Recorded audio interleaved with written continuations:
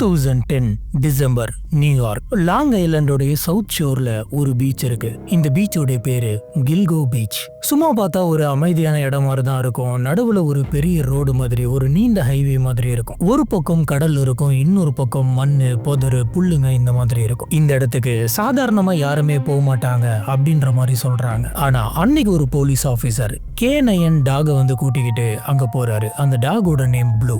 எதுக்காக அங்க சர்ச் பண்ணிட்டு இருக்காங்க அப்படின்னு சொன்னா, ஒரு மாசத்துக்கு முன்னாடி ஒரு பொண்ணு வந்துட்டு காணாம போயிடுச்சு. அவங்களை தேடி போலீஸ் ஆபீசர்ஸ் பல இடங்களை சர்ச் பண்ணிட்டு இருக்காங்க. அப்படிதான் இந்த ஆபீசர் இங்க வந்து தேடிக்கிட்டு இருக்காரு. இப்படி தேடிக்கிட்டு இருந்த அந்த சமயத்துல ப்ளூ திடீர்னு ஒரு இடத்துல போயிட்டு நிக்குது. கீழே இருக்கக்கூடிய மண்ணை வந்துட்டு மோப்பம் பிடிக்குது. மோப்பம் பிடிச்சிட்டு டக்குன்னு அதே இடத்துல உட்காந்துக்குது. இப்ப ப்ளூவை ஹேண்டில் பண்றவருக்கு புரிஞ்சு போச்சு இங்க ஏதோ ஒண்ணு இருக்குது அப்படின்னு. உடனடியா இவரு அவர்கிட்ட இருக்கக்கூடிய டூல்ஸை வச்சு அந்த இடத்த வந்துட்டு தோண்ட ஆரம்பிக்கிறாரு. இப்படி தோண்டி எடுத்த இவருக்கு உள்ளார அழுகி போன நிலைமையில ஒரு சடலம் கிடைச்சிருக்கு. உடனடியா அவரோட ஆபீசர்ஸ்க்கு பேக்கப்புக்காக கால் பண்ணாரு. ஆபீசர்ஸ் அத்தனை பேருமே அந்த இடத்துக்கு வந்துகிட்டு இருந்தாங்க. அடுத்த கொஞ்ச நேரத்துல அந்த பீச்சுடைய சவுண்டே மாறுது. Siren sound, radio sound. Officers வண்டியில அங்க இங்கன்னு போய்கிட்டு இருக்காங்க. சொல்ல போனா அந்த இடத்துல ஒரு சடலம் மட்டும் கிடைக்க போறது இல்ல, அடுத்தடுத்து பல சடலங்கள் அந்த பீச்ல கிடைக்க போகுது. மேற்கொண்டு அந்த பீச்ல என்னென்ன விஷயங்கள் எல்லாம் அவங்க கண்டுபிடிச்சாங்க. இது அமெரிக்காவே உழுக்குன ஒரு பயங்கரமான கேஸ் அப்படின்னு சொல்லலாம். ஆனா இந்த கேஸ் எப்படி சால்வ் ஆச்சு? கடைசி இந்த கேஸ் வந்துட்டு பல வருஷங்களை தாண்டி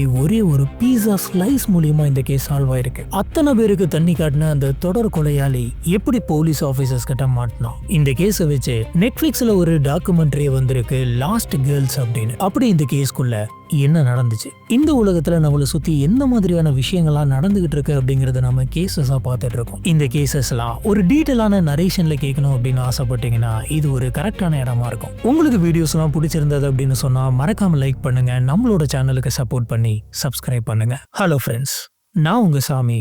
வெல்கம் டு திஸ் பார்ட்.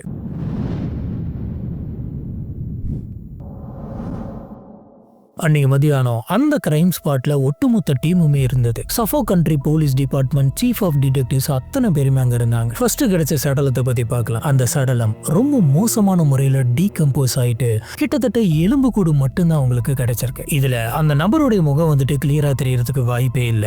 இப்ப அந்த நபர் யார் அப்படின்னு தெரியாது. ஆனா இதை பாக்குறப்ப இவங்களுக்கு ஒரே ஒரு விஷயம் மட்டும் புரியுது, இது இவங்க தேடி வந்த பொண்ணு கிடையாது. காரணம் என்னன்னா, அந்த பொண்ணு இப்பதான் ஒரு மாசத்துக்கு முன்னாடி காணாம போயிருக்கு. ஆனா இந்த சடலத்தை பாக்குறப்ப இது சில வருஷங்களுக்கு முன்னாடி புதைக்கப்பட்ட மாதிரி இருக்கு. அதனால இது இவங்க தேடி வந்த ஷனான் அப்படின்ற பொண்ணு கிடையாது. இப்ப காணாம போன அந்த ஷனான் வந்துட்டு எங்க? இதை பத்தி யோசிச்சுட்டு இருக்கும் போதே பக்கத்துல வாக்கி டாக்கி வந்துட்டு சவுண்ட் வர ஆரம்பிக்கும். ஆபீசர் ஒருத்தர் அதை எடுத்து அட்டென்ட் பண்றாரு. அப்போ ஒரு மெசேஜ் ரிசீவ் ஆகுது. அது என்ன அப்படின்னு பாத்தீங்கன்னா, சார் இங்க ஒரு சடலம் மட்டும் கிடையாது, கொஞ்சம் பக்கத்துல வந்துட்டு இன்னும் சில சடலங்கள் கிடைச்சிருக்கு அப்படின்னு சொல்றாங்க. உடனடியா கொஞ்சம் பக்கத்துல வந்துட்டு தோன்றாங்க. தோண்டி பார்த்தப்ப இன்னொரு சடலம் ரொம்ப மோசமான முறையில டீகம்போஸ் ஆகி கிடைச்சிருந்திருக்கு. இந்த சடலத்தை சுத்தி வந்து பாத்தீங்கன்னா சணல் கயிறு மாதிரி ஒரு ரஃப்பான துணியில, அதாவது சாக்கு துணி மாதிரி ஒரு விஷயத்தை வச்சு போத்தி இருக்காங்க. அதே நாள் அடுத்த கொஞ்ச நேரத்திலே இவங்களுக்கு மூணாவது சடலமும் கிடைக்குது. மூணாவது மட்டும் கிடையாது, நாலாவதும் கிடைக்குது. அட்ட ஸ்ட்ரெச்ல 4 சடலங்கள் கிடைச்சிருக்கு. இது எல்லாமே வந்து பாத்தீங்கன்னா ஒரு 500-600 மீட்டருக்குள்ளாரே கிடைச்சிருக்கு அதே பீச்சில். இதுல காமனான ஒரு விஷயம் என்ன அப்படின்னு கேட்டீங்கன்னா, எல்லா சடலங்களும் ரொம்ப மோசமான முறையில டீகம்போஸ் ஆயிருக்கு. சுத்தி வந்து பாத்தீங்கன்னா இந்த சாக்கு மாதிரியான துணியில போத்தி இருக்காங்க.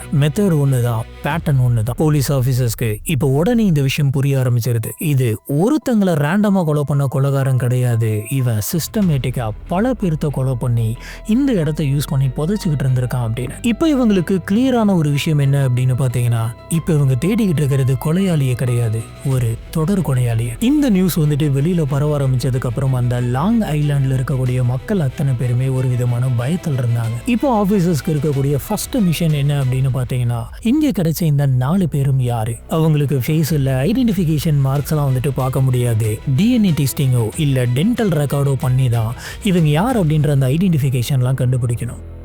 இப்படி police officers DNA test, dental records இது எல்லாத்தையுமே வச்சு ஒரு மாசமா தேடினாங்க. கடைசியா ஜனவரி 2011 இதுக்கான ரிப்போர்ட்ஸ் வந்துட்டு கிடைச்சது. கிடைச்சதுனாலுமே வந்து பொண்ணுங்களோட சடலம் தான். அந்த 4 பொண்ணுங்களும் தன்னோட 20ஸ்ல இருக்காங்க. இந்த 4 பேருமே பாலியல் தொழில் பண்ணிக்கிட்டு இருந்திருக்காங்க, அதுவும் ஆன்லைன்ல அட்வர்டைஸ்மெண்ட் பண்ணி. 4 பேருமே டிஃப்ரெண்டான டைம்ல டிஃப்ரெண்டான பிளேஸ்ல காணாம போயிருக்காங்க. ஆனா ஒரே பீச்ல ஒரே கொலையாளியால ஒரே மெத்தட்ல அந்த இடத்துல புதைக்கப்பட்டிருக்காங்க. மீடியா இந்த நியூஸை கேள்விப்பட்டதுக்கு அப்புறமா இந்த கேஸ்க்கு ஒரு பேர் வச்சது த கில்கோ 4 அப்படின்னு. இப்போ போலீஸ் ஆபீசர்ஸ்க்கு விக்டிம்ஸ் யாருன்னு தெரிஞ்சிருச்சு, மெத்தட் என்னன்னு தெரிஞ்சிருச்சு, டம்ப் பண்ணி வச்ச சைட் என்னன்னு கூட தெரிஞ்சிருச்சு. ஆனா கொலையாளி யார் அப்படிங்கிறது தெரியாது. இந்த கொலையாளி கண்டுபிடிக்கிறது உண்மையாலுமே ரொம்ப கஷ்டம் தான். காரணம் என்ன அப்படின்னு கேட்டீங்கன்னா, அங்க எந்த விதமான ஃபிங்கர் பிரிண்ட்டும் இல்ல, யாருமே பார்த்த மாதிரியான விட்னஸ் இல்ல. அந்த ஏரியாவில் அந்த சமயங்கள்ல சிசிடிவி கேமராக்களும் இல்ல. மொத்தத்துல கொலைகாரனை பத்தின எந்த இன்ஃபர்மேஷனும் இல்லை.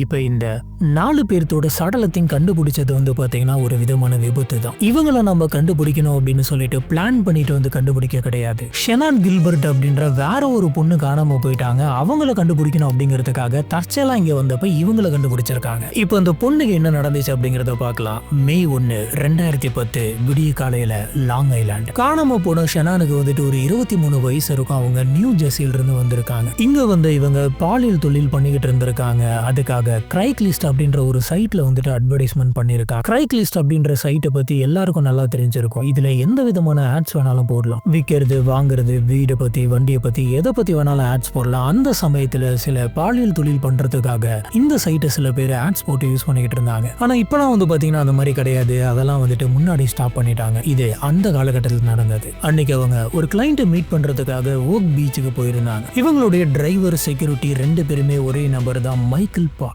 அவன் கார்ல ஷெனானை கூட்டிட்டு போயிட்டு ஷெனானோட கிளைண்டோட வீட்டுல போய் டிராப் பண்றான். இப்ப கிளைண்டோட வீட்டுக்குள்ள ஷெனான் போறாங்க. அதுக்கப்புறம் என்ன நடந்தது அப்படிங்கிறது தெரியாது. ஆனா காலையில 5 மணிக்கு முன்னாடி ஷெனான் வந்து 911க்கு ஒரு கால் பண்ணியிருக்காங்க. எமர்ஜென்சின்னு கத்தி இருக்காங்க. இந்த கால் அட்டன் பண்ணப்ப இவங்களோட குரல் வந்து பாத்தீங்கன்னா பயங்கரமான நடுக்கத்தோடு இருந்திருக்கு. ரொம்பவே பயத்தில் இருந்திருக்காங்க. டிஸ்பேச் பண்ணவங்க வேர் ஆர் யூ மேம்னு கேட்டிருக்காங்க. ஷெனானால ப்ராப்பரான லொகேஷன் சொல்ல முடியல. லாங் ஐலாண்ட்ல இருக்க என்ன தயவு செஞ்சு காப்பாத்துங்க அப்படின்றத மட்டும் சொல்லிக்கிட்டே கத்திக்கிட்டு இருந்திருக்காங்க. இப்போ இவங்க கதவு கிட்ட நின்று மைக் சீக்கிரம் என்ன காப்பாத்து அப்படின்ற மாதிரி அவங்களோட டிரைவர் அவங்க கூப்பிட்டுருக்காங்க. பயங்கரமா கெஞ்சிருக்காங்க. இவங்க என்ன கொன்றுவாங்க போல இருக்கு அப்படின்ற மாதிரிலாம் கத்தி இருக்காங்க. ஆனா அந்த சமயம் மைக்கில் அங்க இல்ல போல இருக்கு, வெளியில போயிட்டான் போல இருக்கு. அதனால வந்து காப்பாத்தல. கிட்டத்தட்ட 22 நிமிஷம் வந்து பாத்தீங்கன்னா அந்த கால் வந்து கனெக்டட்ல இருந்திருக்கு. ஷெனான் அந்த கால்ல வேறுபட்ட எமோஷன்ல இருந்திருக்காங்க. என்ன சீக்கிரம் வந்து காப்பாத்துங்க அப்படின்னு சொல்லியிருக்காங்க. ஒரு சமயம் ரொம்ப அமைதியா இருந்திருக்காங்க. ஒரு சமயம் அவ்வளவுதான், நான் வந்துட்டு இங்கே செத்துருவோம் போல இருக்கு அப்படின்னு சொல்லியிருக்காங்க. மறுபடியும் நான் இங்க இருந்து போகணும் அப்படின்ற மாதிரி கத்திருக்காங்க. இப்படி மாத்தி கத்திட்டு ஒரு கட்டத்துல அவங்க கதவை ஓபன் பண்ணிட்டு வெளியும் வந்திருக்காங்க. ஷெனான் அந்த கிளைண்டோட வீட்டை விட்டு வெளியில ஓடி இருக்காங்க. வெளியில ஓடி வீடா போயிட்டு அவங்களோட கதவெல்லாம் மாத்தி தட்டி ஹெல்ப் மீன்னு சொல்லி கத்தி இருக்காங்க.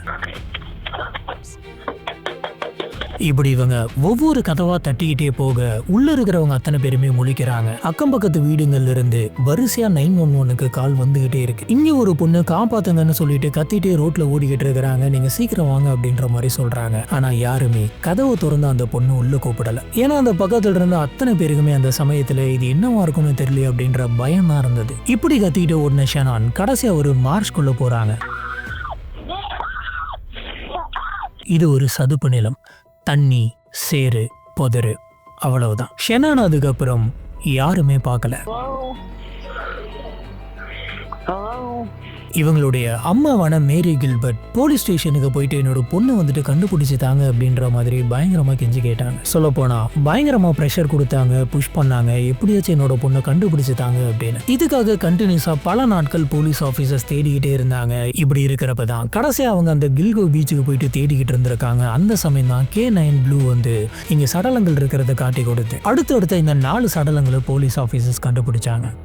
சரி, இப்போ ஷெனானை கண்டுபிடிச்சாங்களா அப்படின்னு கேட்டிங்கன்னா கரெக்டாக 1.5 வருஷம் கழிச்சு டிசம்பர் 2011 ஷெனானுடைய பர்ஸு, ஃபோனு, ஷூஸு, ஜீன்ஸு இது எல்லாமே அந்த மார்ஷ்க்கு பக்கத்தில் கிடந்திருக்கு. இது கில்கோ பீச்சில் இருந்து ஒரு 6 மைல் தள்ளி இருக்கக்கூடிய ஒரு இடம். இத்தனை மாசங்கள் கடந்துருச்சு அப்படிங்கிறதுனால அவங்களோட சடலமும் வந்து பார்த்தீங்கன்னா ரொம்ப மோசமாக டீகம்போஸ் ஆகிட்டு எலும்பு கூடு மாதிரி தான் கிடைச்சது. இப்போ போலீஸ் ஆஃபீஸர்ஸ் என்ன சொன்னாங்க அப்படின்னு பார்த்தீங்கன்னா ஷெனானோடது வந்துட்டு கொலை கிடையாது, அவங்க நிறைய போதை மருந்து எடுத்துக்கிட்டு இருந்திருக்காங்க. அந்த மயக்கத்தில் தான் அங்கிருந்து ஓடி போயிட்டு தெரியாம அந்த புதரு அந்த சேரலாம் மாட்டி பக்கத்துல இருந்த அந்த தண்ணியில முங்கி தான் வந்துட்டு இறந்திருக்காங்க.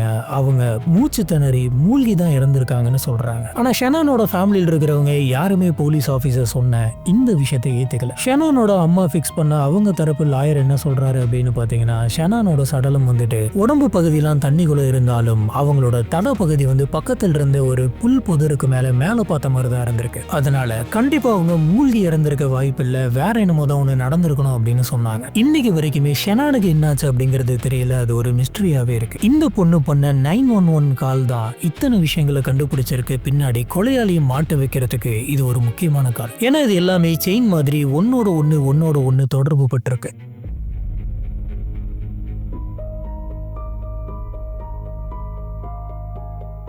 இப்போ டிஎன்ஏ ரிசல்ட்ஸ் வந்துச்சு, டென்டல் ரெக்கார்ட்ஸ் வந்துட்டு கன்ஃபார்ம் ஆயிருச்சு. அந்த 4 பேர் யாரு? First marine. இவங்க கனடிகட்ல இருக்கக்கூடிய ஒரு சின்ன ஊர்ல வாழ்ந்து வந்திருக்காங்க. இவங்க ஒரு சிங்கிள் மதர். இவங்களுக்கு 2 குழந்தைங்க இருக்கு. அந்த சமயம் அவங்க 2 குழந்தைங்களோட வயசு வந்து பாத்தீங்கன்னா 7, 1. வாழ்க்கை அவங்களுக்கு ரொம்ப கஷ்டமா இருந்தது. தனியா இருந்து அவங்களோட குழந்தைய பாத்துக்கிறதுக்கு ரொம்ப கஷ்டப்பட்டாங்க.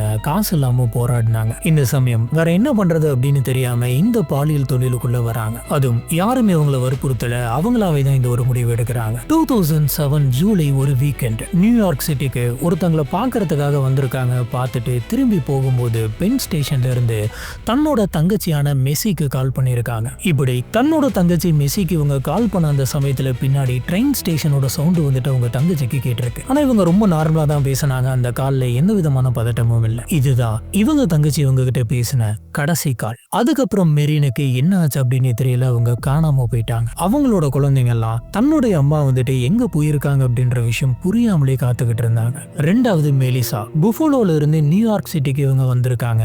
இவங்க ஒரு ஹேர் ட்ரெஸ்ஸர். பயங்கரமா ஹார்ட் ஒர்க் பண்ணிருக்காங்க. ஆனா இவங்களுக்கு எதில் இருந்தும் வாய்ப்பு கிடைக்கல. பெரிய கனவுகள்லாம் இருந்திருக்கு. ஆனா காசு வேணும் அப்படிங்கிறதுக்காக இந்த தொழிலுக்குள்ள வந்திருக்காங்க. 2009ல இவங்க காணாம போயிருக்காங்க. காணாம போன சில நாட்கள்ல வந்து பாத்தீங்கன்னா அவங்களோட 15 வயசு தங்கச்சியான அமண்டாவுக்கு காணாம போன அவங்க அக்கா மெலிசாவுடைய மொபைல் போன்ல இருந்து சில கால்ஸ் எல்லாம் வந்திருக்கு. ஆனா இந்த காலை எடுத்த அமண்டாவுக்கு உள்ளார அவங்க அக்காவுடைய குரல் கேட்கல. அதுக்கு பதிலா ஒரு ஆணுடைய குரல் கேட்டிருக்கு. Do you know what I did to your sister அப்படின்னு சொல்லியிருக்கான். உன்னுடைய அக்காவை நான் என்ன பண்ணுன்னு தெரியுமா அப்படின்னு கேட்டிருக்கான். அமண்டா நடுங்க ஆரம்பிக்கிறாங்க. உடனே அந்த குரல் நான் உன்னுடைய அக்காவை கொலை பண்ணிட்டேன் அப்படின்னு சொல்ல இவங்க நடுங்கி அந்த போனை கீழே போடுறாங்க. 3வது மேகன் வாட்டர்மேன். இவங்களுக்கு 22 வயசு ஆகுது. இவங்க 3 வயசு பொண்ணுடைய அம்மா. இவங்களுக்கு ஃபேஷன் அப்படிங்கிறது ரொம்ப பிடிக்கும். வழக்கம் போலதான். அதுல இவங்களுக்கு சான்ஸ் கிடைக்காததுனால இந்த தொழிலுக்குள்ள வந்தாங்க. 2010 ஜூன்ல ஒரு ஹாலிடே இன் எக்ஸ்பிரஸ் உடைய சிசிடிவி கேமராவில் இவங்க நடந்து போனது தெரியுது. இப்படி அந்த சிசிடிவி கேமரா கேப்சர் பண்ணதான் இவங்களுடைய கடைசி மூமெண்ட். அதுக்கப்புறம் எங்க போனாங்க அப்படின்னு தெரியல. அந்த வீடியோவை பாக்குறப்ப இவங்க யாரையோ ஒருத்தங்களை மீட் பண்ண போறாங்க அப்படின்றது மட்டும் தெரியுது. அவங்களுடைய பொண்ணான லிலியானா வந்துட்டு அம்மாவே இல்லாம வளர்ந்தாங்க. பல வருஷங்கள் கடந்து லிலியானா என்ன சொன்னாங்க அப்படின்னு பாத்தீங்கன்னா என்னுடைய அம்மாவை நான் திருப்பி கொண்டு வரதுக்கு நான் என்ன வேணா பண்ண தயாரா இருக்கேன் அப்படின்னு சொன்னாங்க. எப்பயுமே என்னோட அம்மாவுக்கு என்னுடைய ஹார்ட்ல வந்துட்டு ஒரு ஸ்பெஷல் பிளேஸ் இருக்கு. அவங்கள யாருனாலுமே ரீப்ளேஸ் பண்ண முடியாது அப்படின்னு சொன்னாங்க. 4வது ஆம்பர். இவங்களுக்கு 27 வயசாகுது. இவங்க மசாபிக்குவா அப்படின்ற ஒரு பார்க்குக்கு பக்கத்துல இருக்க ஒரு டவுன்ல வந்து வாழ்ந்துகிட்டு இருந்தாங்க. இது அந்த கொலையாளி எல்லாத்தையுமே புதைச்சு வச்சிருந்த அந்த இடத்துக்கு ஒரு 7 மைல் தூரத்தில் தான் இருக்கு. இவங்க பயங்கரமா போதை பழக்கத்துக்கு அடிமையா இருந்திருக்காங்க. அதுக்கு காசு வேணும் அப்படிங்கிறதுக்காக இந்த தொழிலுக்குள்ள வந்திருக்காங்க. இவங்க தன்னோட ஃப்ரெண்டான டேவ் அப்படின்ற ஒரு நபர் கூட தங்கி இருந்திருக்காங்க. 2010 செப்டம்பர் நைட் இவங்களுக்கு ஒரு கால் வந்திருக்கு. இது ஒரு கிளைண்டோடைய கால். அந்த கிளைண்ட் வந்துட்டு சாஃப்டா ரொம்ப நேரம் பேசியிருக்காங்க. பேசிட்டு இவங்களை புக் பண்ணியிருக்கான். அதுவும் ஆம்பர் வழக்கமா வாங்கக்கூடிய பேமெண்ட்டோட 6 மடங்கு பேமெண்ட் நான் எக்ஸ்ட்ராவா தரேன் அப்படின்னு சொல்லி புக் பண்ணியிருக்கான். கிட்டத்தட்ட $1500 வந்து பேசி டீல் முடிச்சிருக்கான். ஆம்பர் இந்த டீலுக்கு ஒத்துக்கிட்டாங்க. தன்னோட ரூம்மேட்டான டேவை வந்து ஹக் பண்ணிட்டு அவங்க அந்த இடத்த விட்டு கிளம்புறாங்க. வெளியில இவங்க தெருவுக்கு வந்து அந்த சமயத்துல ஒரு கார் வருது. ஆம்பர் அந்த காருக்குள்ள ஏறி போறாங்க. இந்த விஷயத்தெல்லாம் டேவ் வந்துட்டு உள்ள இருந்து பாத்துக்கிட்டு இருக்காரு. இதுதான் இவரு ஆம்பரை பார்த்த கடைசி நிமிஷம். இப்ப அந்த 4 பேருமே வேற இடத்தை சேர்ந்தவங்க. வேற மாதிரியான கஷ்டங்கள், வேற மாதிரியான கனவுகள் எல்லாமே ஒரே இடத்துல புதைக்கப்பட்டிருக்கு.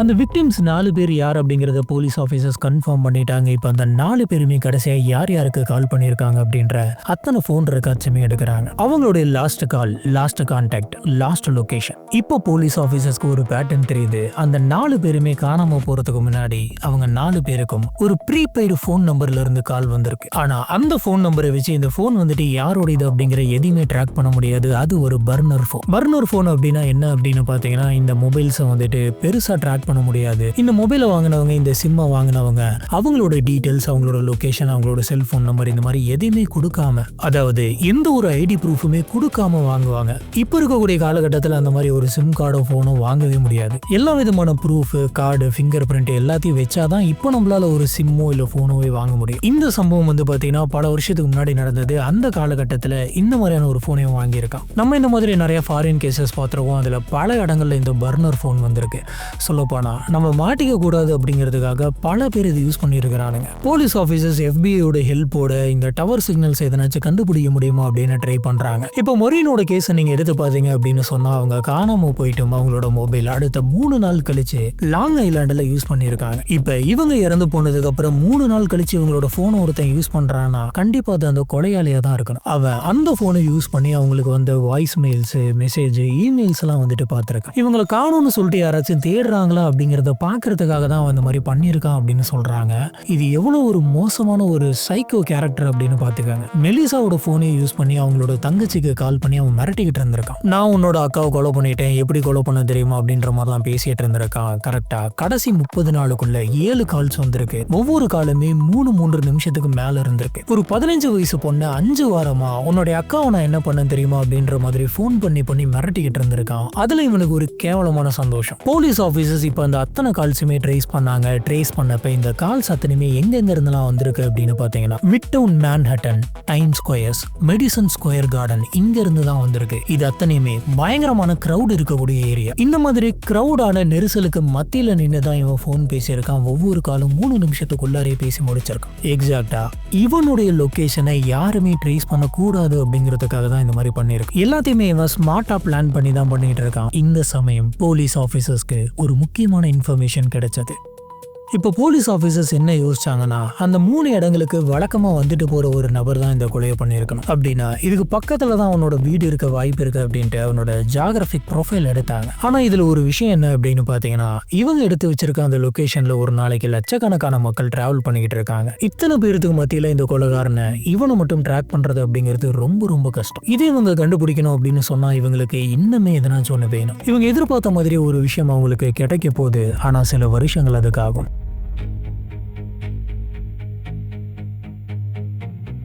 இப்போ போலீஸ் ஆஃபீஸர்ஸ் கிட்ட என்ன இருக்கு? பர்னர் போனுடைய பேட்டர்ன், லொகேஷன், விக்டிம்ஸ் உடைய ப்ரொஃபைல், அதுக்கப்புறம் இது எல்லாத்தையுமே டம்ப் பண்ண அந்த சைட். இது போதுமா ஒரு தொடர் கொலையாளியை பிடிக்கிறதுக்கு? இல்ல. போலீஸ் ஆஃபீஸர்ஸ்க்கு அந்த சடலங்கள்ல இருந்து சில DNA எவிடன்ஸ் கிடைச்சது.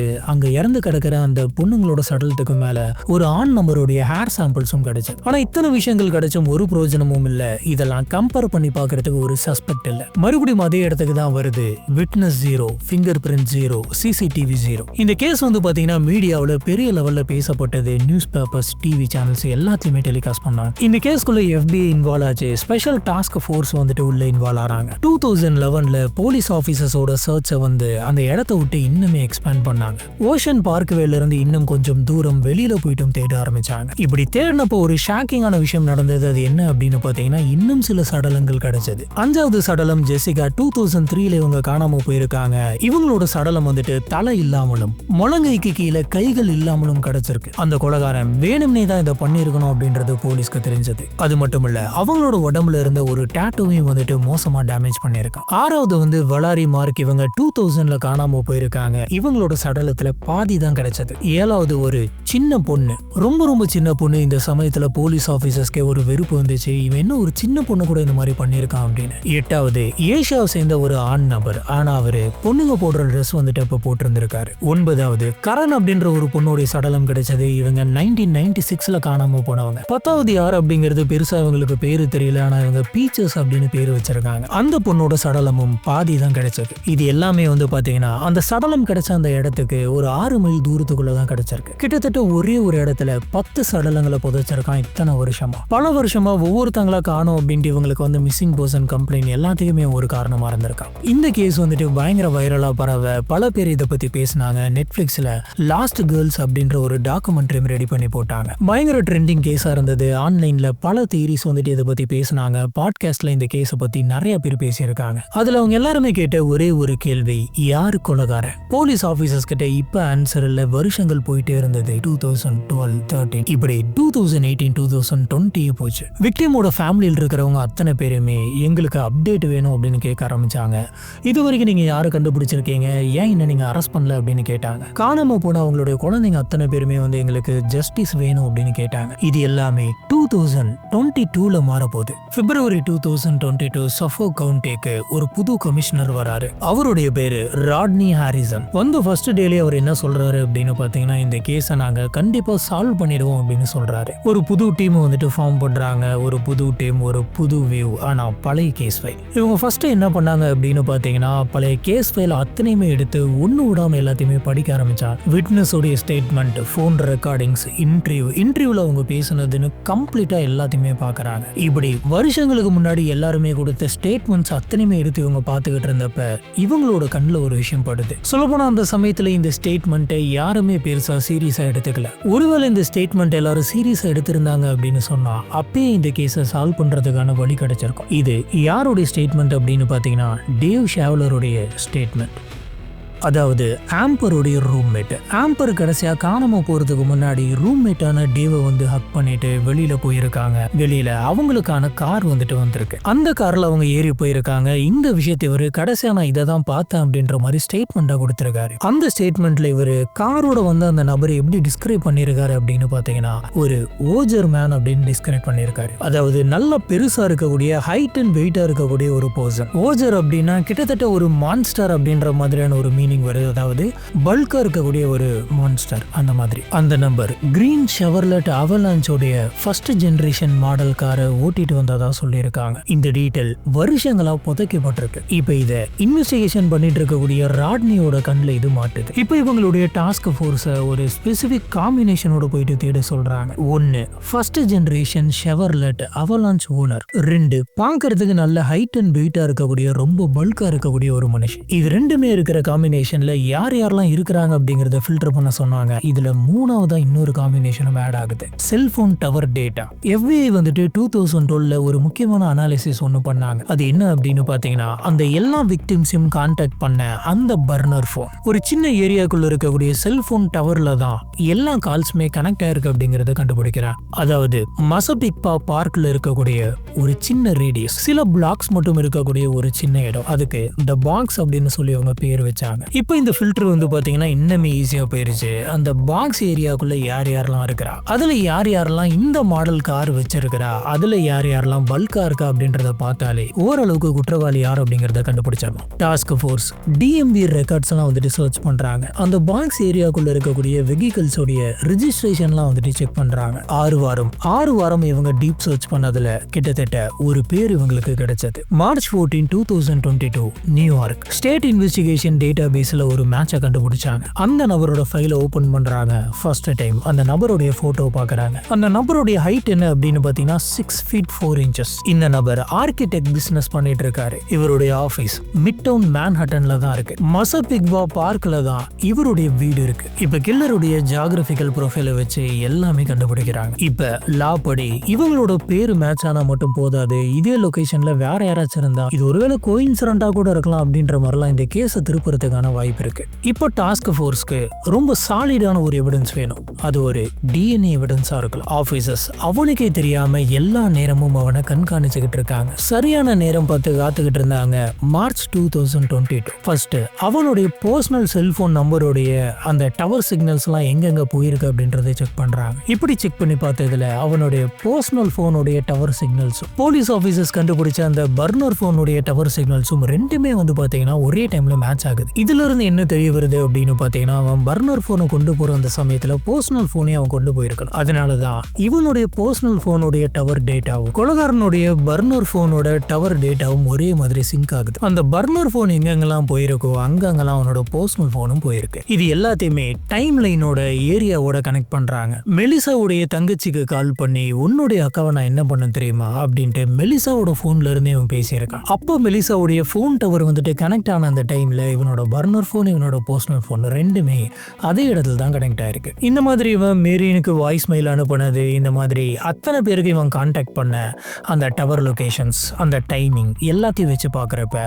அது எல்லாமே வந்து பார்த்தீங்கன்னா பர்ஃபெக்டாக மேட்ச் ஆயிருக்கு. அந்த 2022 இவன் 2 பர்னர் ஃபோன் யூஸ் பண்ணிட்டு இருந்திருக்கான். அந்த பர்னர் ஃபோனுக்கு இவன் பக்கத்தில் இருக்கக்கூடிய ஒரு கடைக்கு போயிட்டு ரீசார்ஜ் பண்றத இவனை ஃபாலோ பண்றப்ப போலீஸ் ஆஃபீஸர்ஸ் பாக்குறாங்க. அந்த பர்னர் ஃபோன்ஸ்ல சில இமெயில் அக்கௌண்ட்ஸ் எல்லாம் வந்துட்டு லிங்க் ஆயிருக்கு. ஜான் ஸ்பிரிங்ஸ்ஃபீல்டு, தாமஸ் ஹாக், ஹண்டர் 1903 அப்படின்ட்டு பல பேர்கள் அக்கௌண்ட். இந்த இமெயில் அக்கௌண்ட்ஸ் எல்லாம் என்ன இருந்துச்சு அப்படின்னு பாத்தீங்கன்னா, இந்த இமெயில் அக்கௌண்ட்டை யூஸ் பண்ணி அவன் எக்கச்சக்கமான மோசமான சில கண்டென்ட்ஸ் எல்லாம் பார்த்திருக்கான். ரொம்ப ஆபாசமான நிறைய விஷயங்கள், இன்னொருத்தவங்களை துன்புறுத்துற மாதிரியான ரொம்ப மோசமான வீடியோக்கெல்லாம் இவன் வந்துட்டு அது மூலியமா பார்த்திருக்கான். அது மட்டும் கிடையாது, இந்த தொழிலில் இருக்கக்கூடிய பொண்ணுங்க கிட்ட இவன் பேசணும் அப்படிங்கிறதுக்காக இந்த அக்கௌண்ட்டை தான் யூஸ் பண்ணியிருக்கான். இது எல்லாத்தையுமே தாண்டி நம்மளை பத்தி வெளியில என்ன பேசிக்கிறாங்க, நம்ம மாட்டிக்கிட்டோமா, இந்த கேஸ் வந்துட்டு என்ன ஸ்டேஜில் இருக்கு அப்படிங்கிறதையுமே இவன் தெரிஞ்சுக்க முயற்சி பண்ணியிருக்கான். அதாவது லாங் ஐலாண்டோட தொடர் கொலையாளியை பிடிச்சிட்டாங்களா, என்னென்ன க்ளூஸ்லாம் வந்துட்டு கிடைச்சிருக்கு, ஏன் இன்னும் அந்த தொடர் கொலையாளி இவங்களால பிடிக்க முடியல அப்படின்றதெல்லாம் சர்ச் பண்ணியிருக்கான். கிட்டத்தட்ட சொல்ல போனா அந்த கேஸ் எந்த நிலைமையில் இருக்கு அப்படிங்கிறத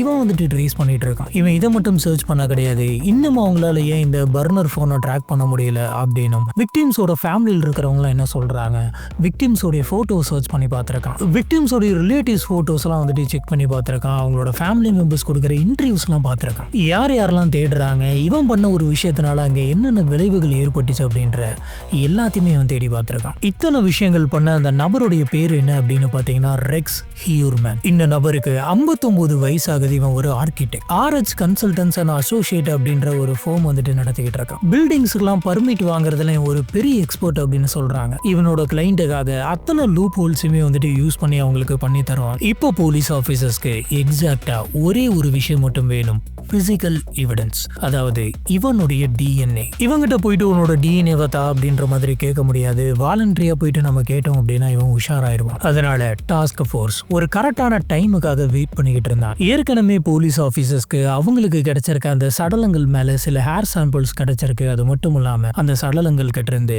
சில DNA சாம்பிள்ஸ் கிடைச்சிருக்கு. இதெல்லாம் வந்து பாத்தீங்கன்னா ஒரு ஆண் நபருடைய DNA சாம்பிள். இப்ப இந்த DNA சாம்பிளோட ரெக்ஸோட DNA சாம்பிளை மேட்ச் பண்ணி பார்க்கணும் அப்படிங்கிறதுக்காக தான் இத்தனை விஷயங்களை பண்ணிக்கிட்டு இருக்காங்க. பப்ளிக்ல இவன் போற அந்த சமயத்துல எதனாச்சும் ஒரு பொருளை யூஸ் பண்ணுவான். அப்படி யூஸ் பண்றப்ப அவனோட DNA அந்த பொருள்ல படும். அப்படி அவன் யூஸ் பண்ணிட்டு போட்டுட்டு போயிட்டான் அப்படின்னு சொன்னா அவன் போனதுக்கு அப்புறம் அந்த பொருள் எடுத்து அது மூலியமா DNA எடுத்துக்கலாம் அப்படின்னு நினைச்சாங்க. இந்த டீம் இவனை ஒவ்வொரு நாளும் ஃபாலோ பண்ணிட்டு இருந்தாங்க. ஆபீஸ் போறப்ப, லஞ்ச் சாப்பிட போறப்ப, எல்லா டைமும். இந்த நபருக்கு ஒரு ஹேபிட் இருந்தது. இந்த நபர் வந்துட்டு அதிகமா வெளியில போயிட்டு ஃபாஸ்ட் ஃபுட்லாம் வந்துட்டு சாப்பிடும். அதுலயும் முக்கியமா இந்த நபருக்கு பீஸா அப்படின்னா ரொம்ப பிடிக்கும். ஒரு பீஸா ஸ்லைஸ் எடுத்து வச்சு சாப்பிட்டுக்கிட்டே காரை ஓட்டிக்கிட்டு ஆஃபீஸ் போறது இந்த நபருடைய வழக்கம். இப்படி இருக்கிறப்ப ஜனவரி 2023 ஒரு நாள் மிட் டவுன் மேன்ஹட்டன்ல இவன் பீஸா சாப்பிட்டு முடிச்சதுக்கு அப்புறம் அந்த பீஸா பாக்ஸை தூக்கி பக்கத்தில் இருக்கிற டஸ்ட்பின்ல போட்டு போயிருக்கான். இவன் போனதுக்கு அப்புறமா ஆபீசர்ஸ் டஸ்ட்பின்ல இருக்கக்கூடிய அந்த பீஸா பாக்ஸ் ஓபன் பண்றாங்க. அதுல ஆபீசர்ஸ்க்கு இவன் சாப்பிட்டு போட்ட பீஸாவுடைய கிரஸ்ட் கிடைச்சிருக்கு. கிரஸ்ட் அப்படின்னா என்ன அப்படின்னு பாத்தீங்கன்னா, பொதுவாகவே எல்லாருமே அந்த பார்டர் பார்ட்டை சாப்பிட மாட்டாங்க. அதுல பெருசா எந்த ஒரு ஸ்டஃபிங்குமே இருக்காது. உள்ளார இருக்கிற எல்லா பார்ட்டையும் சாப்பிடுவாங்க. வெளியில் இருக்கிற அந்த கிரஸ்ட் அப்படின்ற அந்த பார்ட்டை சாப்பிட மாட்டாங்க மேக்சிமம். இந்த மாதிரி சாப்பிடாம அந்த கிரஸ்ட் எல்லாம் தூக்கி போடுற பழக்கம் இவனுக்கும் இருந்திருக்கு. அதுல தான் இவன் மாட்டியிருக்கான். ஆபீசர்ஸ் அந்த பீஸா கிரஸ்ட்டை வந்துட்டு பத்திரமா ஒரு கவர் போட்டு எடுத்துட்டு வராங்க. அதுல அவனோட சலைவா சாம்பிள் கண்டிப்பா இருக்கும். உடனடியாக அதை லேபுக்கு அனுப்புறாங்க. லேபுக்கு அனுப்பி அந்த சலைவா மூலியமா இவனோட DNA சாம்பிள் எடுக்கிறாங்க. கடைசியா ரிசல்ட்டும் வருது. அந்த பீஸா கிரஸ்ட்ல இருந்த அந்த DNA சாம்பிளும் அந்த பொண்ணுங்களோட சடலத்துல கிடைச்ச அந்த DNA சாம்பிளும் 100% மேட்ச் ஆகுது. அந்த சடலங்கள் மேல கிடைச்ச அந்த முடியோட சாம்பிளுமே இவனோட சாம்பிளோட மேட்ச் ஆகுது. 17 வருஷமா பல பேர்த்த கொலை பண்ணிட்டு யாருகிட்டயுமே மாட்டாம தண்ணி காட்டிட்டு இருந்த இந்த தொடர் கொலையாளி இப்ப மாட்டினான். இவன் பக்கத்துல இருக்கக்கூடிய அவனோட வீட்டுல இருந்துதான் இத்தனை வருஷமும் இந்த விஷயங்களை பண்ணிக்கிட்டு இருந்திருக்கான். அதுவும் பாத்தீங்கன்னா இவனோட வீட்டுல அவனோட ஃபேமிலி எல்லாம் இருக்காங்க. இவனோட ஒய்ஃபும் இவனோட 2 குழந்தைங்களும் இருக்கு. அவங்க இல்லாத சமயமா பார்த்து இந்த விஷயங்களை பண்ணிக்கிட்டு இருந்திருக்கான். இப்ப பிசிக்கல் எவிடன்ஸ், டிஜிட்டல் எவிடன்ஸ் எல்லாமே கிடைச்சிருச்சு. இப்போ போலீஸ் ஆபீசர்ஸ் உடைய அடுத்த கட்டம் ஒன்னே ஒண்ணுதான், அவனை அரெஸ்ட் பண்ணணும். ஜூலை 13, 2023 மிட்டவுன் மேன்ஹட்டன் ரெக்ஸ் ஹியூர்மேனுடைய ஆஃபீஸை சுற்றி வளைக்கிறாங்க. ரெக்ஸ் இந்த விஷயத்த கொஞ்சம் கூட எதிர்பார்த்திருக்க மாட்டான். எல்லா நாள் மாதிரியும் இது ஒரு நார்மலான நாள் தான் அப்படின்னு சொல்லிட்டு பேக் எடுத்துட்டு போயிருப்பான். ஆனா அன்னைக்கு இவன் ஆஃபீஸ் விட்டு வெளியில் வர அந்த சமயத்துல பிளைன் ட்ரெஸ் போட்டிருந்த பல ஆஃபீஸர்ஸ் இவனை சுற்றி வளைச்சாங்க. எதுக்காக இந்த நபரை வீட்டில் வச்சு அரெஸ்ட் பண்ணாம ஆஃபீஸில் வச்சு அரெஸ்ட் பண்ணாங்க அப்படின்னு பார்த்தீங்கன்னா, ஒருவேளை இந்த நபருடைய வீட்டை சுற்றி வளைக்கிறப்ப இந்த நபர் வந்துட்டு அங்கே எதனாச்சும் ஆயுதங்கள் எடுத்து தாக்க வாய்ப்பு இருக்கு. இவனோட வீட்டுக்குள்ள என்ன மாதிரியான விஷயங்கள் இருக்கு, எப்படிப்பட்ட ஆயுதங்களை பதுக்கி வச்சிருக்கான் அப்படின்னு எதையுமே தெரியாம வீட்டில் வச்சு அரெஸ்ட் பண்ணி ரிஸ்க் எடுக்கிறது அப்படிங்கிறது ரொம்ப தப்பு. இவனுக்கு கொஞ்சம் கூட சந்தேகமே வராத மாதிரி இவனோட ஆஃபீஸில் வச்சு அரெஸ்ட் பண்ணாங்க. ஆஃபீஸர்ஸ் கிட்ட வந்தாங்க. இந்த நபரோட கையில் வந்துட்டு ஹேண்ட் கஃப் போட்டாங்க. அந்த நபரை அங்கிருந்து கூட்டிட்டு போனாங்க. சொல்ல போனா ரெக்ஸ் வந்துட்டு இந்த விஷயத்த கொஞ்சம் கூட எதிர்பார்க்கல. ரெக்ஸ் அரெஸ்ட் பண்ண அந்த டைம்ல ரெக்ஸோட கையில் என்ன இருந்துச்சு தெரியுமா? ஒரு பர்னர் ஃபோன் இருந்தது, 2 சிம் கார்டு இருந்தது. அன்னைக்கு நைட்டே போலீஸ் ஆஃபீஸர்ஸ் அவனோட வீட்டையும் போயிட்டு சர்ச் பண்ணும் அப்படின்ட்டு அவனோட வீட்டுக்கு போனாங்க. அவனோட வீட்டில் அவனோட ஒய்ஃபான ஆசா அப்படின்றவங்களும், அவனுடைய பொண்ணான விக்டோரியா அப்படின்றவங்களும், அவனுடைய ஸ்டெப் சன்னான கிறிஸ்டோபர் அப்படின்றவரும் இருந்தாங்க. போலீஸ் ஆஃபீஸர்ஸ் உள்ள வந்த உடனே சொன்னாங்க, உங்களுடைய ஹஸ்பண்ட் வந்துட்டு நார்மலான ஆள் கிடையாது, அவன் ஒரு தொடர் கொலையாளி அப்படின்னு. இது கேட்டு அவங்க வீட்டில் இருந்தவங்களுக்குலாம் டக்குன்னு எதுவுமே புரியல. என்ன சொல்றீங்க அப்படின்ட்டு ஷாக் ஆகுறாங்க. கொஞ்சம் கூட வீட்டில் இருக்கவங்களுக்கு சந்தேகமே வராம இதெல்லாம் பண்ணியிருக்கான். ஆஃபீஸர்ஸ் உடனடியா வீட்டுக்குள்ள வந்து அவனோட பாஸ்போர்ட்டை சீஸ் பண்றாங்க, அவனோட போனை சீஸ் பண்றாங்க, ஐபேட்ஸ், கம்ப்யூட்டர்ஸ் எல்லாத்தையுமே சீஸ் பண்றாங்க. இதுக்கப்புறம் ஒரு 12 நாள் சர்ச் ஆரம்பிக்குது. அந்த வீட்டுக்கு வெளியில இருந்து பாக்குறப்ப அந்த வீடு வந்துட்டு ஒரு நார்மலான வீடு மாதிரி தான் இருக்கு. ஆனா உள்ளார பேஸ்மெண்ட்ல நடந்து போற மாதிரியான ஒரு வால்ட்டியை வந்துட்டு மறைச்சு வச்சிருக்கான் அயன் டோருக்கு பின்னாடி. இந்த நபர் ஒரு ஆர்கிடெக்ட் அப்படிங்கிறதுனால யாருக்குமே தெரியாம என்ன மாதிரி கட்டலாம் அப்படின்ற எல்லாத்தையுமே பிளான் பண்ணி கட்டியிருக்கான். அந்த பேஸ்மெண்ட் வாக்கின்குள்ள போய் பார்த்தப்ப அங்க 279 துப்பாக்கிகள் இருந்தது, 92 கை துப்பாக்கி இருந்தது. அது மட்டும் இல்லாம எக்கச்சக்கமான ஆயுதங்களை வச்சிருந்திருக்கான். பல ரகத்துல துப்பாக்கி இருந்திருக்கு. லோ மாடல் ஆரம்பிச்சு ஹையர் எண்ட் மாடல் வரைக்கும் வச்சிருந்திருக்கு. அது மட்டும் இல்ல, ஆபீசர்ஸ் வந்துட்டு அவனுடைய பேக் யார்டை கம்ப்ளீட்டா செக் பண்ணாங்க. ரேடார்ஸ் எல்லாம் யூஸ் பண்ணி என்னென்ன எவிடன்ஸ் கிடைக்குமோ அத்தனையுமே திரட்டினாங்க. அவனுடைய கம்ப்யூட்டர்ல சில டாக்குமெண்ட்ஸ் எல்லாம் போலீஸ் ஆபீசர்ஸ் ரெக்கவர் பண்ணாங்க. அந்த டாக்குமெண்ட்டை ரெக்கவர் பண்ணி பார்த்தப்ப அதுல என்ன தெரிஞ்சிருக்கு அப்படின்னு பார்த்தீங்கன்னா, அதுல சில ப்ளூ பிரிண்ட்ஸ் எல்லாம் இருக்கு. கொலையை எப்படி பண்ணணும், கொலை பண்ணதுக்கு அப்புறம் நம்ம எந்தெந்த விஷயத்த நோட் பண்ணணும் அப்படின்ட்டு செக்லிஸ்ட் போட்டு வச்சிருக்கோம். இந்த செக்லிஸ்ட்ல அந்த சடலங்கள் அதுக்கப்புறம் என்ன பண்ணணும், எவிடன்ஸ் எப்படி டெஸ்ட்ராய் பண்ணணும், அந்த சடலத்தை எப்படி கிளீன் பண்ணணும்ன்றது முதல் கொண்டு ஸ்டெப் பை ஸ்டெப்பா ரைட் பண்ணி வச்சிருக்கான். இந்த நபர் வந்துட்டு ஒரு பில்டிங் ஆர்கிடெக்ட் அப்படிங்கிறதுனால அந்த பில்டிங்லாம் எப்படி ப்ளூ பிரிண்ட் போடுவாங்களோ அதே மாதிரி எல்லாத்தையுமே பெர்ஃபெக்ட்டா ப்ளூ பிரிண்ட் போட்டு பண்ணியிருக்கான். இவன் யூஸ் பண்ண அந்த கிரீன் கலர் ஃபர்ஸ்ட் ஜெனரேஷன் ஷெவர்லெட் அவலான்ச்சை வந்து 2014 இல்ல 2015 வாக்கில் அவனோட ஃபேமிலி மெம்பருக்கு அந்த கார் கொடுத்துருக்கான். அந்த கார் வந்து பார்த்தீங்கன்னா இன்னமே இருக்கு. உடனடியாக போலீஸ் ஆஃபீஸர்ஸ் போயிட்டு அந்த காரையும் சீஸ் பண்ணி கொண்டு போனாங்க. ஆஃபீஸர்ஸ்க்கு ஆரம்பத்தில் கிடைச்ச அந்த சடலங்கள் மேல ஒரு ஃபீமேல் ஹேர் சாம்பிளும் கிடந்திருக்கு. மிட்டோகாண்ட்ரியா டிஎன்ஏ டெஸ்ட் எடுத்து பார்த்த அந்த சமயத்தில் அந்த ஹேர் சாம்பிள் வந்து ஆசாவுடையது அப்படின்றது தெரியுது. எதுக்காக சம்பந்தமே இல்லாமல் அவங்க ஒய்ஃபோட ஹேர் சாம்பிள் ஒரு விக்டிம் மேல இருக்கணும். இவங்களோட cellphone records, transaction records, credit card bills எல்லாத்தையுமே செக் பண்றாங்க. இது எல்லாத்தையுமே செக் பண்ணி இவங்க இந்த கொலை நடந்த அந்த டைமிங்லலாம் எங்க இருந்திருக்காங்க அப்படின்றத பாக்குறாங்க. இதை பார்த்தப்ப இன்னொரு வித்தியாசமான ஒரு விஷயம் தெரிய வருது. அது என்னன்னா, கரெக்டா இந்த கொலை நடந்த அந்த சமயங்கள்லாம் ஆஷா வந்துட்டு இந்த கவுண்டிலே இல்லை. அதாவது ஆஷா அந்த சமயங்கள் அவங்களோட ஊரை விட்டு அவங்களுடைய சொந்த ஊருக்கு போயிருக்காங்க. அதுவும் தனியா கிடையாது, அவங்களுடைய குழந்தைங்க 2 பேர்த்தையுமே கூட்டிட்டு தான் போயிருக்காங்க. இதெல்லாம் வச்சு பாக்குறப்ப ஆஷாவுக்கு வந்துட்டு தன்னோட ஹஸ்பண்ட் இந்த மாதிரி ஒண்ணு பண்ணிக்கிட்டு இருக்கான் அப்படின்ற விஷயம் தெரிஞ்சிருக்குமோ அப்படிங்கிற ஒரு டவுட் வருது. ஆனா இன்னொரு பக்கம் நீங்க பாத்தீங்கன்னா இப்படி கூட இருந்திருக்கலாம். தன்னோட ஒய்ஃப் தன்னோட பசங்க 2 பேர்த்தையும் கூட்டிட்டு எப்பப்பெல்லாம் அவங்களோட வீட்டுக்கு போறாங்களோ அது ஒரு கரெக்டான டைமாவே எடுத்துக்கிட்டு அந்த சமயத்துல இந்த மாதிரியான தப்புகள் பண்ணியிருக்கலாம். விக்டிமுக்கு மேல ஹேர் சாம்பிள் வந்துட்டு இவன் மூலியமா கூட அந்த இடத்துக்கு போயிருந்திருக்கலாம். அதனால அதை அவங்க பெருசாவே எடுத்துக்காம விட்டுறாங்க. ஏன்னா இந்த கொலைகாரன் அவனோட ஒய்ஃப் கூட வாழ்ந்துட்டு இருக்க அந்த சமயத்துல அவங்களோட ஹேர் சாம்பிள் இவனோட ட்ரெஸ் மேல வந்துட்டு படுறதுக்கான வாய்ப்புகள் நிறையவே இருக்கு. இப்படியே இங்க இருந்து டிராவல் ஆயிட்டு அந்த விக்டிமை பிடிச்சி துன்புறுத்துற அந்த சமயத்துல அந்த ஹேர் வந்துட்டு இவன் மேல இருந்து அந்த விக்டிமுக்கு டிரான்ஸ்ஃபர் ஆயிருக்கலாம். அதனால ஆபீசர்ஸ் வந்துட்டு ஆஷாவுக்கும் இதுக்கும் எந்த விதமான சம்மந்தமும் இருக்காது அப்படின்னு சொல்றாங்க. எப்போ ரெக்ஸை வந்து போலீஸ் ஆபீசர்ஸ் அரெஸ்ட் பண்ணாங்களோ அன்னைக்கே உடனடியே அவங்க போயிட்டு டைவர்ஸ் ஃபைல் பண்ணியிருக்காங்க. ஆசாவுக்கு அந்த சமயத்துல பிரஸ்ட் கேன்சர் இருந்திருக்கு. அது மட்டும் இல்லாம ஸ்கின் கேன்சரும் இருந்திருக்கு. இதுக்கான ட்ரீட்மெண்ட் எல்லாத்துக்குமே ரெக்ஸ் தான் பணம் கட்டிக்கிட்டு இருந்தான். இப்ப ரெக்ஸ் ஜெயிலுக்கு போயிட்டதுனால பினான்சியலி இவங்க ரொம்ப ரொம்ப கஷ்டப்பட்டாங்க. இன்சூரன்ஸ் எல்லாம் அந்த நபர் ஜெயிலுக்கு போனதுனால கேன்சல் ஆயிருச்சு. பிசினஸ் அத்தனையுமே கொலாப்ஸ் ஆயிருச்சு. இவங்களுடைய பொண்ணு தான் வேலைக்கு போயிட்டு அந்த சமயத்துல இவங்களோட குடும்பத்தை பார்த்துக்கிட்டு இருந்தது. ஆசாவுடைய வீட்டை சுத்தி எப்ப பாரு மீடியா கவரேஜ் இருந்துகிட்டே இருந்ததுனால அவங்களுடைய சொந்தக்காரங்க ஃப்ரெண்ட்ஸ் கூட அவங்களோட வீட்டுக்கு வரதுக்கு பயந்தாங்க. இவங்க தான் அந்த தொடர் கொலையாளியோடைய ஒய்ஃப், இவங்க தான் அந்த தொடர் கொலையாளியோடைய குழந்தைங்க அப்படின்னு சொல்லிட்டு சம்மந்தமே இல்லாம அவங்களுக்குலாம் ஒரு லேபிள் கொடுத்தாங்க. ஆனா இந்த மாதிரி இவன் பண்ண அந்த தப்புக்கு அவனோட வீட்டுல இருக்கிறவங்க அவனோட குழந்தைங்களை என்ன பண்ணாங்க, ரெக்ஸை பத்தி பல பேர்த்துக்கிட்ட விசாரிச்சாங்க. அப்ப ரெக்ஸோட கிளாஸ்மேட் ஒருத்தர் என்ன சொல்றாரு அப்படின்னா, சின்ன வயசுல இருந்தே ரெக்ஸுக்கு ஃப்ரெண்ட்ஸுங்க அப்படின்ற மாதிரி யாருமே கிடையாது. அவரோட கிளாஸ்மேட்ஸே அவர் பயங்கரமா கிண்டல் பண்றது, இந்த மாதிரி பல விஷயங்கள் பண்ணியிருக்கான். எல்லாருமே ரெக்ஸை சின்ன வயசுல இருந்தே பஞ்சிங் பேக் அப்படின்னு தான் கூப்பிடுவாங்களாம். நிறைய பேர் குத்திக்கிட்டே இருப்பாங்க. ஆனா இது எதுக்குமே பாத்தீங்கன்னா ரெக்ஸ் வெளியில ரியாக்ட் பண்ணதே கிடையாது. இதெல்லாம் பாக்குறப்ப அவன் உள்ளுக்குள்ளேயே ரியாக்ட் பண்ணிருக்கான்னு தெரியுது. ரெக்ஸ் எங்க இருந்த அந்த சமயத்துல பல பொண்ணுங்க இவரை ரிஜெக்ட் பண்ணிருக்காங்க.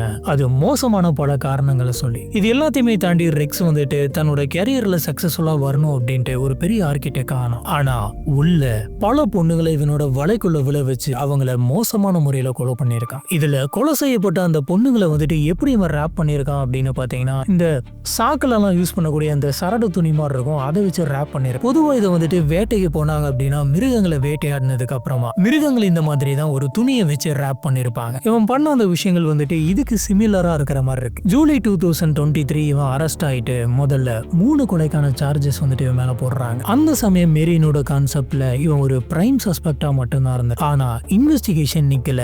மேற்கொண்டு எவிடன்ஸை கலெக்ட் பண்ணி இவன் மேல அத்தனை சார்ஜஸையும் போட்டாங்க. ஃபைனலா இவன் 1993 இருந்து 2010 வரைக்கும் 8 பேர்த்த கொலை பண்ணிருக்கான் அப்படின்ட்டு அதுக்கான தண்டனையை கொடுத்தாங்க. ஆனா இவங்க சொல்ற அந்த 8 அப்படிங்கிற கவுண்ட் அந்த இடத்துல அவங்களுக்கு கிடைச்ச அந்த கவுண்ட் மட்டும்தான். அவங்களுக்கே தெரியாம இவன் வேற சில இடத்துல கூட கொலை பண்ணி புதைச்சிருந்திருக்கலாம். ஆனா எத்தனை பேர் இவன் உண்மையாலுமே கொலை பண்ணிருக்கான், எங்கெங்க புதைச்சிருக்கான் அப்படிங்கிறது இவனுக்கு மட்டும்தான் தெரியும். ஏப்ரல் 2026 சஃபோக் கவுண்டி நீதிபதி டிமோத்தி இந்த வழக்குக்கான விசாரணையை பார்த்துட்டு இருக்காரு. 62 வயசான ஹெக்ஸ் அங்க நின்னுகிட்டு இருக்கான். சொல்லுங்க, நீங்க என்னென்னலாம் பண்ணிருக்கீங்க அப்படின்னு கேட்டதுக்கு அந்த 2023லயும் இல்ல நான் எதுவுமே பண்ணல அப்படின்னு சொல்றான். ஒவ்வொரு கேஸ்லயுமே இவன் எந்த மாதிரி கொலை பண்ணிருக்கான் அப்படின்னு பாத்தீங்கன்னா, அத்தனை பேருத்தையுமே கழுத்தை நெரிச்சே கொலை பண்ணிருக்கான். சில பேரை கொலை பண்ணி நார்மலா புதைக்க கிடையாது, சில பேரை கொலை பண்ணி துண்டு துண்டா வெட்டி டிஸ்மேண்டில் பண்ணி புதைச்சிருக்கான். ஜூன் 17, 2026 இவனுடைய சென்டென்சிங் டே. கிட்டத்தட்ட 2 மணி நேரம் விக்டிம்ஸோட குடும்பத்தில் இருக்கிறவங்க அத்தனை பேருமே ஒவ்வொருத்தரா எந்திரிச்சு பேசினாங்க. இதுல விக்டிமுடைய சொந்தக்காரங்களான ஜாஸ்மின் எந்திரிச்சு நின்று என்ன சொல்றாங்கன்னா, நீ உன்னோட சின்னதா இருக்கக்கூடிய பொண்ணுங்களை மட்டும்தான் சூஸ் பண்ணிருக்க. இதுல இருந்து என்ன தெரியுது அப்படின்னு பாத்தீங்கன்னா, நீ ஒரு கோலை உன்னோட ரொம்ப வீக்கா இருக்கக்கூடிய பொண்ணுங்களை மட்டும்தான் சூஸ் பண்ணிருக்க. நார்மலான ஒரு பொண்ணை சூஸ் பண்ணோம் அப்படின்னா கண்டிப்பா நம்மளால சமாளிக்க முடியாது அப்படிங்கிறது உனக்கு தெரிஞ்சுதான் நீ இப்படி ஒரு விஷயத்த பண்ணிருக்க. நீ ஒன்னும் அவ்வளவு பெரிய ஆள்லாம் கிடையாது அப்படின்னு சொல்றாங்க. இப்படி மாத்தி பேசிக்கிட்டு இருந்ததுல இன்னொரு முக்கியமான நபர் யாரு அப்படின்னு பாத்தீங்கன்னா, மெலிசாவுடைய தங்கச்சியான அமண்டா. அந்த பொண்ணுக்கு ஒரு 15 வயசு இருக்கும் போது அவங்களுக்கு இவன் கால் பண்ணி உன்னோட அக்காவை நான் என்ன பண்ண தெரியுமா அப்படின்ற மாதிரி பல முறை போன் பண்ணி மிரட்டி இருக்கு. ஆனா இத்தனை வருஷம் கழிச்சு இப்ப இவங்க கோர்ட்டுக்கு வந்திருக்காங்க. இப்ப இவங்களுக்கு 15 வயசு கிடையாது, நல்லாவே வளர்ந்துடுறாங்க. பல வருஷங்களுக்கு முன்னாடி இவங்களுக்கு போன் பண்ணி மிரட்டிக்கிட்டு இருந்த அந்த நபரை கோர்ட்ல நேரெதிர கண்ணுக்கு முன்னாடி பாக்குறாங்க. என்ன போன் பண்ணி நீ பல முறை பயன்படுத்திருக்க, இப்ப எனக்கு பயம் கிடையாது, நீ ஒரு மான்ஸ்டர் அப்படின்னு சொல்லி கோர்ட்ல நேருக்கு நேரா நின்னு கத்துறாங்க. இது எல்லாமே முடிஞ்சதுக்கு அப்புறம் இவனுக்கு 3 ஆயுள்கால தண்டனை கிடைக்குது, பரோலி இல்லாம. இது மட்டும் இல்லாம அடிஷனலா ஒரு 25 வருஷம் ஜெயில் தண்டனை தராங்க. கண்டிப்பா அவன் சாகர வரைக்கும் வெளியில வரவே முடியாது. இந்த தண்டனை கொடுத்து இவனை வெளியில கூட்டு போற அந்த சமயத்துல கோர்ட்ல இருந்த அத்தனை பேருமே அரக்க அப்படின்ற மாதிரி கத்தனாங்க. கோர்ட்ல இவனுக்கு எதிராக கிடைச்ச அந்த தீர்ப்புக்காக கோர்ட்ல இருந்த அத்தனை பேருமே கிளாப் பண்ணாங்க. இதுதான் இன்னைக்கு நம்ம பார்க்க இருக்கிற கேஸ், கில்கோ பீச். கிட்டத்தட்ட இவனோட வீட்டுக்கு கொஞ்சம் பக்கத்திலே தான் இருந்திருக்கு. ஒரு 20 நிமிஷத்துலயே டிராவல் பண்ணிடலாம். இவனோட வீடு அங்கதான் இருந்திருக்கு. அந்த சடலத்தை கண்டுபிடிச்சதுக்கு அப்புறமும் 13 வருஷம் அவன் அதே வீட்டுல தான் வாழ்ந்திருக்கான். அதே ரூட்ல தான் ஆபீஸ் போயிருக்கான். அதே மாதிரிதான் பீஸா சாப்பிட்டிருக்கான். இந்த சமயம் நம்ம ஷெனான் கில்பர்ட்டை நினைச்சு பார்க்கணும். அன்னைக்கு அவங்க கத்திட்டு 911க்கு கால் பண்ணிட்டு வெளியில தெருவா ஓடினாங்க. ஒவ்வொருத்தர் வீட்டு கதவா தட்டினாங்க, யாருமே கதவை திறக்கல. அன்னைக்கு மட்டும் அவங்க 911க்கு கால் கால் பண்ணல அப்படின்னா, வெளியில வந்து அத்தனை வீட்டு கதவை தட்டல அப்படின்னா, இவங்களுடைய அம்மா போலீஸ் ஆபீசர்ஸ பிரஷர் பண்ணல அப்படின்னா கண்டிப்பா இத்தனை சடலங்கள் கிடைச்சிருக்காது. இத்தனை பேருக்கும் நியாயம் கிடைச்சிருக்காது. இவனுக்கு தண்டனை கிடைச்சிருக்காது. இன்னும் சொல்ல போனா இவன் அந்த விஷயங்களை இன்னும் கண்டினியூ பண்ணி போய்கிட்டே இருந்திருப்பான். இவனால இன்னும் பல பொண்ணுங்க வந்துட்டு மாட்டியிருப்பாங்க. ஒரு 911 கால், ஒரு சர்ச் டாக், ஒரு பீஸா துண்டு, அத்தனை வருஷம் சால்வ் ஆகாம இருந்த அந்த கேஸை வந்துட்டு கண்டுபிடிச்சது. ஆனா அநியாயமா இவனால போன அந்த 8 உயிர்கள் திரும்பி வர போறதில்லை. இன்னைக்கு நம்ம பார்த்த இந்த கேஸ்ல எந்த மொமெண்ட் வந்துட்டு உங்களுக்கு ஷாக்கிங்காவோ இல்ல எமோஷனாவோ இருந்தது, அது என்ன மொமெண்ட் அப்படிங்கறத கீழே இருக்கக்கூடிய கமெண்ட் பாக்ஸ்ல மறக்காம ஸ்பாட் பண்ணுங்க. அது கூடவே இந்த கேஸை பத்தி உங்களுக்கு என்ன தோணுது அப்படிங்கறதையும் கீழே இருக்கக்கூடிய கமெண்ட் பாக்ஸ்ல ஸ்பாட் பண்ணுங்க. நம்ம அங்க வச்சு இதை பத்தி டிஸ்கஸ் பண்ணலாம். நம்மளோட வீடியோஸ் எல்லாம் உங்களுக்கு பிடிச்சிருந்தது அப்படின்னு சொன்னா மறக்காம லைக் பண்ணுங்க. நம்மளோட சேனலுக்கு சப்போர்ட் பண்ணி சப்ஸ்கிரைப் பண்ணுங்க.